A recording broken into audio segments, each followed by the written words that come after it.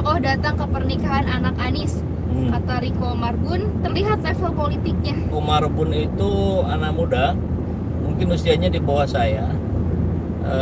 Sekarang dia di Partai Gelora. Seingat saya sih di Partai Gelora. Itu di besutannya Anies Mata dan Fahri Hamzah ya. Dan rupanya ini juga ya, menganalisa apa yang terjadi di pernikahan putri Pak Anies Baswedan. Riko menjelaskan Anies kini telah menjadi salah satu figur yang diperhitungkan banyak tokoh dan bahkan partai politik, sehingga wajar apabila dalam acara tersebut dihadiri banyak tokoh. Iya. Luar biasa. Memang kalau di video sebelumnya yang saya tayangkan, Fir, itu judulnya Anies Brilian. Persatuan Indonesia terjadi di sini. Yaitu kalau kita lihat dari acara yang pertama itu akad nikah, itu dihadiri oleh para ulama-ulama besar. Ada UAS, ada ada yang pokoknya ulama-ulama besar berkumpul di situ. Terus kemudian sore atau malamnya itu para tokoh politik, pimpinan parpol, politikus, pimpinan lembaga negara tumplek semuanya hadir di waktu yang nyaris hampir bersamaan, sehingga mereka pada ketemu semuanya. Pak Prabowo, Pak siapa lagi ya, AHY, Surya Paloh, para petinggi PKS, Muhaimin Iskandar, saya kira semuanya, nyaris semuanya datang, kecuali itu ya, kalau nyaris kan berarti hampir semuanya, tapi tidak 100%. Kecuali yang nggak kita lihat itu dari PDIP.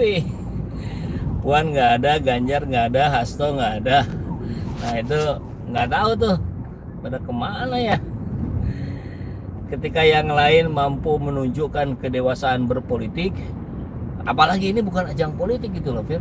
Iya. Tapi memang nuansanya sangat politis. Ya sangat disayangkan lah ya, tidak ada yang hadir. Padahal saya yakin Pak Anies yang mengundang semuanya, bahkan Ridwan Kamil pun hadir datang. Lanjut ke berita selanjutnya. Besok deklarasi serentak Prabowo Jokowi digelar. Ketua Sekber yakni Indonesia Bisa Maju. Gimana tuh?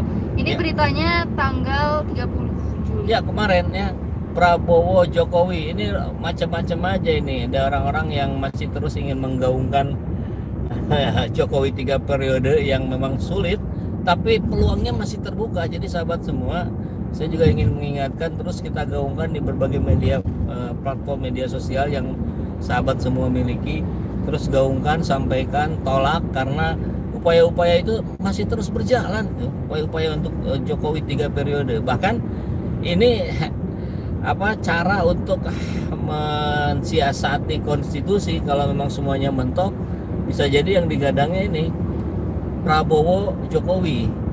Kalau jadi ini kok nggak tahu malu ya. Di mana-mana itu kalau levelnya sudah presiden, ya sudah gitu. Itu sudah mencapai puncak tertinggi di karir politik. Itu yang dilanjutkan menjadi wakil, apapun alasannya, saya kira itu nggak elok. Dan gimana pendapatnya kalau tetap terjadi? Ya sebetulnya kalau kita sih bagus-bagus aja, silakan aja. Toh rakyat sudah tahu, rakyat bisa memilah dan memilih mana pemimpin yang selama ini betul-betul concern terhadap pembelaan kepentingan rakyat atau terhadap kepentingan oligarki. Bisa mudah dipilih gitu. Jadi nggak usah dikhawatirkan, biarlah mereka bermain-main dengan cara-cara mereka. Insya Allah skenario Allah yang terbaik buat Indonesia. Gitu. Ada komen dari Farid Wazar. Prabowo Jokowi ini menunjukkan hanya materi dan kekuasaan yang diinginkan. Iya, betul. Itu kan harusnya menjadi masa lalu ya. Yang ke depan itu kita harus memunculkan anak-anak yang jauh, anak-anak lagi, tokoh-tokoh yang jauh lebih muda, yang jauh lebih gesit, yang jauh lebih cerdas, kan begitu ya. Kalau terus-menerus hanya dikuasai oleh orang-orang yang itu-itu saja, berarti nanti kondisi Indonesia pun ya gini-gini saja. Kan rumusnya gitu. Kalau kita ingin ada perubahan, maka orangnya harus berubah, caranya pun harus berubah. Komentar nih, Prabowo Jokowi nafsu sekali mau jadi presiden. Ada udang di balik batu serakah. Ada udang di balik bakwan, makan aja lah sekalian. Ya itu betul, saya sepakat itu bentuk keserakahan kekuasaan. Tapi memang godaan kekuasaan itu Fir, luar biasa, sangat-sangat menggoda. Sangat berat ya. Lanjut berita berikutnya aja ya. Oke. Diajak Erick Thohir keliling Sarinah, bos IMF kaget lihat perkembangan Jakarta. Oh. Yang berupayanya Erick Thohir untuk nggak tahu ngapain dia ya, mau minjam duit lagi apa gimana itu ke IMF. Tapi yang dipuja-pujinya Jakarta. Berarti yang dipuja-pujinya Anies Baswedan dong. Itu mirip kejadian yang tadi ya, Fir. Ya apa, deklarasi Ganjar. Oh iya. Ada bagi-bagi uang, tapi yang datang berharap yang munculnya Anies Baswedan. Usai diajak berkeliling, Georgieva mengaku kaget dan dari perkembangan Jakarta yang sudah 2 dekade tak ia kunjungi. Jadi terakhir ke Jakarta 20 tahun lalu ternyata banyak sekali yang berubah. Ya, tempat yang luar biasa seperti Sarinah yang jadi rumah bagi UMKM. Ya, iya, memang Jakarta menjadi tempat yang berubah wajah dengan cukup drastis, apalagi kalau perbandingannya 20 tahun yang lalu. Perbandingan dengan 5 tahun yang lalu saja sudah drastis. Trotoar semakin lebar, transportasi sudah semakin terintegrasi, aplikasinya juga terbaik se-Asia Tenggara. Ini saya kira wujud dari kerja keras dan kerja cerdasnya Pak Anies Baswedan. Jadi kalau ada yang bilang Pak Anies itu hanya jago berkata-kata, bukan. Pak Anies itu memang betul jago berkata-kata, tapi Pak Anies juga jago mewujudkan kata-kata itu menjadi perbuatan, menjadi karya, dan karya itu memunculkan prestasi dan termanfaatkan. Manfaatnya buat siapa? Buat warga Jakarta. Nah, hari ini warga Indonesia menunggu kesempatan untuk agar Pak Anies tidak hanya berkarya di Jakarta, tapi juga skup yang lebih luas yaitu Indonesia. Berita selanjutnya, sidak ABG SCBD, Anies diserbu untuk berfoto. Wes, ini anak-anaknya pada minta foto ke Pak Anies. Terus Pak Anies yang ingetin, katanya jangan buang sampah sembarangan ya. Siap, iya siapa? Gitu.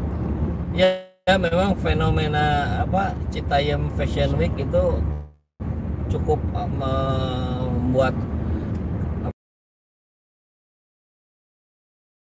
mainstream seluruh yang ada di Indonesia itu memberitakan, karena ada banyak kejadian yang kemudian itu digoreng-goreng untuk menyudutkan Anies Baswedan, bahwa tempat itu katanya dijadikan tempat berkumpulnya kaum banyak kemaksiatan dan segala macam. Saya kira kita harus memisahkan ya, bahwa kemaksiatan harus diberantas, harus kita tolak, harus kita tangkapin orang-orangnya itu, karena LGBT itu betul-betul pun ya harus dicegah, bahkan kalau perlu ditindak. Tapi area publik itu tidak bisa disalahkan. Kenapa yang disalahkannya area publiknya gitu? Kan mestinya perilakunya. Kalau area publik itu ada di mana-mana. Kaum LGBT itu bisa memanfaatkan semua tempat gitu. Jadi bukan digoreng tempatnya yang salah, tapi orang-orangnya memang yang harus ditindak. Jadi berbagai cara memang dilakukan oleh berbagai pihak untuk terus mendowngrade elektabilitas Anies Baswedan yang semakin hari semakin moncer ya. Makin naik. Kemarin kan ada juga yang menggoreng tuh, Pak Anies katanya di era Pak Anies terakhir ini jumlah orang miskin bertambah katanya. Lah, bukan cuma Jakarta itu, seluruh Indonesia kan pandemi. Tapi justru Pak Anies salah satu yang berhasil mengangkat kembali gitu. Jadi jumlahnya memang belum seperti yang sebelum pandemi, jumlah kesejahteraannya, tingkat kesejahteraannya. Tapi sebagai bentuk kenaikan sekarang terdepan juga gitu Jakarta. Nah, jadi gorengan-gorengan yang mencoba terus menyalahkan Pak Anies, saya kira itulah yang harus kita edukasi juga, harus kita lawan gitu. Di logika-logika yang ngacau-macam gitu tuh nggak bisa dibiarkan begitu saja. Ada lagi dari Pak Sudar, kata Pak Sutiwo Tejo, yang positif tidak menyalahkan Anies, yang negatif Anies yang diserang. Ya, positif negatif selalu ada ya dalam sudut pandang perspektif orang. Tapi kan yang terpenting yang kita lihat adalah faktanya, datanya. Kalau bicara prestasi Anies, yuk kita bandingkan dengan prestasi Ganjar misalkan ya. Ya gitu aja, gitu bandingkan dengan prestasi Puan gitu. Itu yang harus kita kedepankan. Belum lagi nanti kita bicara tentang karakter orang misalkan ya, bagaimana seseorang itu dibentuk dalam sebuah pola tertentu akan menghasilkan karya tertentu. Nah kan itu bisa dibedah tuh, bagaimana Anies bisa memberikan karya-karya seperti ini. Kita lihat ke belakang, oh rajutannya ini loh, oh karena beliau dididik dengan cara seperti ini, oh dia dikondisikannya begini. Nah, ini mudah-mudahan bisa jadi pembelajaran buat kita semua para orang tua untuk mendidik anak-anak kita gitu.